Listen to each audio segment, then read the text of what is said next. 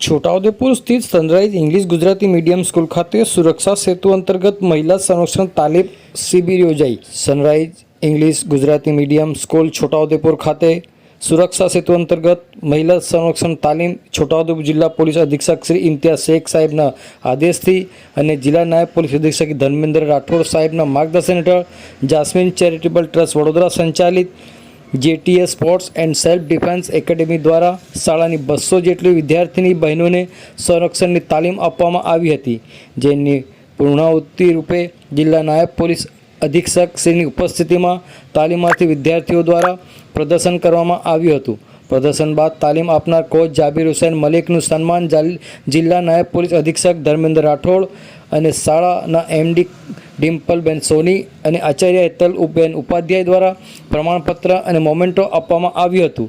Sunrise શાળાના 2 વિદ્યાર્થીઓ Hussain Vora અલ્ફેજ Arif રલિયાએ national karate સ્પર્ધામાં પ્રથમ ક્રમાંક મેળવ્યો હતો અને જિલ્લાનું નામ રોશન કર્યું હતું।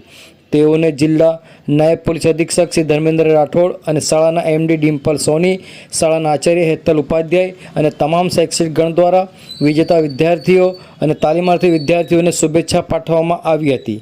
સુરક્ષા સેતુ અંતર્ગત સ્પોર્ટ એકેડેમીના સિનિયર કોચ જાબીર હુસૈન મલિક દ્વારા તાલીમ આપવામાં આવી હતી। આવો સાંભળીએ આ અંગે છોટાઉદેપુર જિલ્લા નાયબ પોલીસ અધિક્ષક ધર્મેન્દ્ર રાઠોડ શું કહી રહ્યા છે, સાંભળો તેઓના મુખે। જય હિન્દ।